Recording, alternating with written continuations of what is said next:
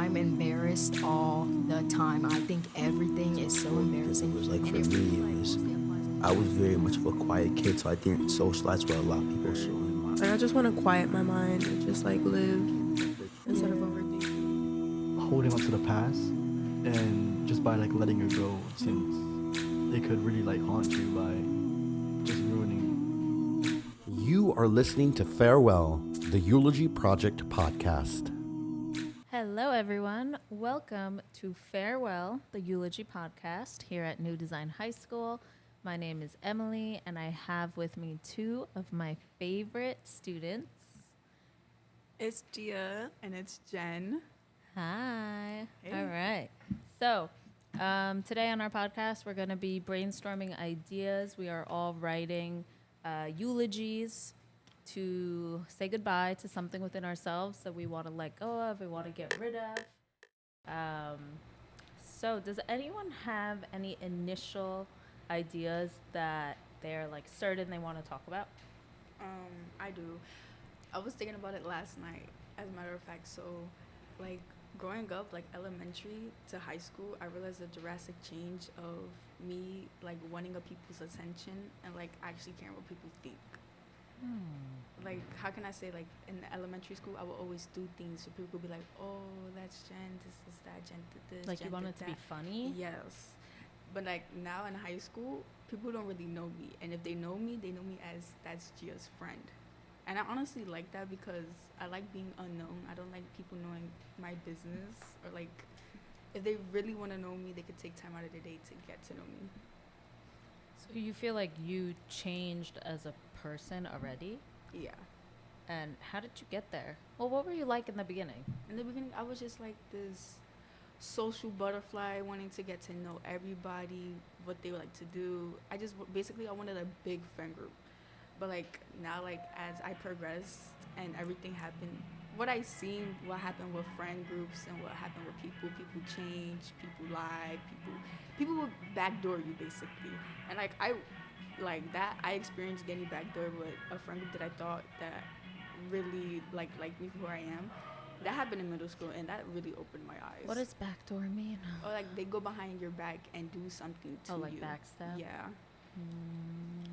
Interesting. So, but what is the thing that you're letting go of in that? Is it like letting go of wanting to be? Yeah, like letting go of wanting to be people's friends and like a people pleaser, like that.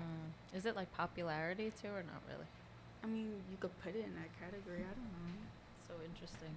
And how did you like learn to get out of that when you got to high school? Was it like a realization that you were like, I don't want to be like this anymore. I don't like the way it feels. Beyond just the story you said with your friend. Yeah, in ninth grade, there was like a big friend group. And like ever since like sophomore year, we all went our different ways. And like that just opened my eyes. Who's truly your friend? Like who would check up on you, not just during school. And it's just like, I guess I don't need all these people that I thought I needed. Yeah, I know that feeling. Right? Yeah. Interesting. Gia, what were you gonna write about? I feel like writing about like regrets and how you need to let them go because you make mistakes as a person to learn about yourself and others, but usually when you regret something, it's more of like you wish you could have done better, but now I see it as I'm going to do better as next time, or I'm thinking about the future and I'm not dreading on the past. So I want to talk about how I've grown as a person and I can actually see who I am instead of who I was. So you're not being upset with yourself for your mistakes. You're seeing them as like opportunities for growth and change. Yeah, so instead of dwelling on the past, like some things that I've did, because when I was younger I was a follower. I did follow, but now I feel like I need to make my own path, and I am making my own path. I would never think of you as a follower. Really? Okay, so I feel It's like working. yeah, in middle school I was a follower. Like I wanted to be like Jen said, I wanted to be in a group. I wanted to have a group very bad. Is anyone in middle school, like, is anyone not a follower? I feel like at that age, how No, could there you was. not? Oh, There was were. a lot in my middle school. That was a thing. In my middle school, there was a lot of big personalities and big people that Like, wanted to. confident. Yes, it was very confident in my middle school, and I was very insecure. So I wanted to always have some people in my corner.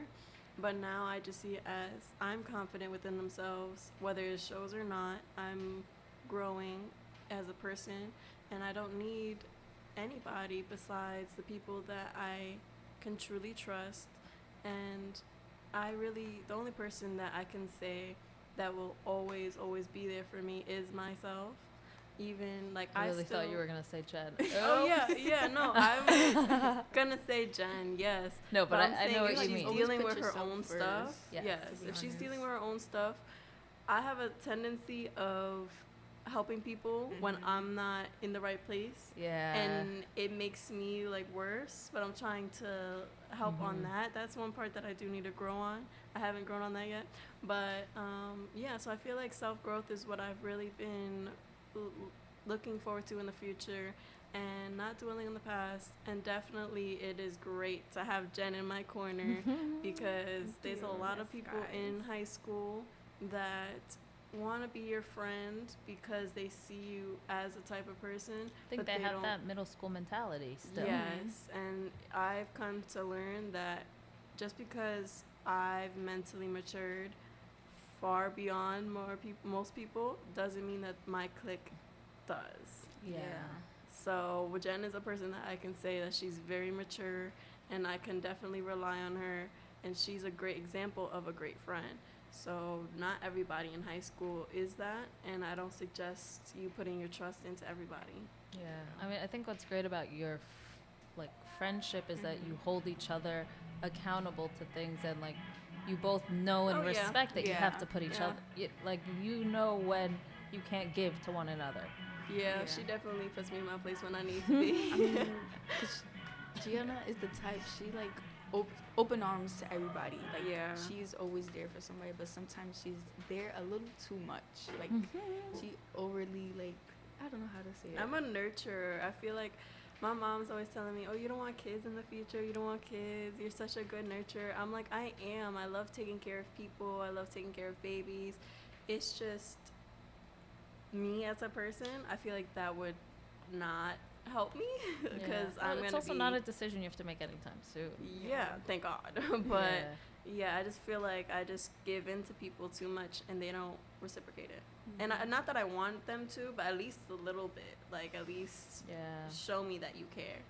Yeah, I mean, I also was someone that always like put 100% of myself into things with my friends, and I would get, even from a very, very young age in like elementary school, I remember getting so upset at my friends, thinking like, if I saw any of my friends as upset as I was as a kid, like if I'd be sitting in the playground crying and no one would come help me, I'm like, if any of my other friends were like that, I would run to them. I would. And my dad, from a elementary school, middle school, high school, college, he always said to me, normal average people can only give 70% of themselves. Yeah. So for you to be someone that gives 100 and expects 100 back is unreasonable, because that 30% difference will always hurt you. You will always expect more because you're so used to being someone that gives. But I do wonder if, I mean, it sounds like for both of you, the idea of putting yourself first is, very, very important. Yeah. Yeah, because it's always like, I feel like it's overlooked, like, putting yourself first is overlooked as selfish, when it actually isn't selfish, because if you're better within yourself, you can help others. So I don't think that's selfish. It depends on how you go about yourself, but I feel like you putting yourself first, like you should, and as you need to, it's not selfish. Yeah, it makes you a better friend. Yeah. And a better partner, and a better student, and a better, everything. Yeah, because you're able to show emotion, you're able to communicate. Yeah. All right, guys. So I know that we have to go to class soon, but my last question, or not question, but idea for you is, can you share a bit of advice you would give perhaps to your younger self that struggled with whatever thing you want to talk about? What's- One piece of advice that I would give to my younger self is try not to be a people pleaser. Like, stay in your own little bubble. It's okay to be alone. It's Yeah. literally okay to be alone. Yeah, I love that. Also, mine would be just focus on my future. Don't dwell on the past and don't think that the past is what defines you. Always think about your next steps, because if you keep on looking backwards, you are going to trip on the future. And one other advice to myself, freshman year, is to listen to Jen. Always listen to Jen, guys. Jen, because she, every time I am wrong, she will tell me when I am wrong. She will tell me why I'm wrong and why I need to fix myself. Sometimes I don't listen, but she is a great friend, and I do appreciate having that in my corner. So that would be my advice. At least listen to her, Yes, because we would have been friends longer than we are now. Yeah. But also, I mean, I think that's such a good idea in general to like listen to your loved ones that have your back and know you the best. I feel like Yeah. when people are in a toxic relationship, they don't listen to their friends. They don't listen to their like siblings or parents. Heavy on the toxic relationship. Yeah, and you get so wound up when it's like your friends actually know more about you sometimes than you know about yourself. Yeah. Like they see and they know what's best for you because they've seen you. They've seen how your mood shifts, how you change. In general, they always like kind of know how to help if their intentions are good. Yeah. So it's just listen. All right. Thank you Bye, guys. guys. You've been listening to Farewell, the Eulogy Project podcast, a Spark Studio production.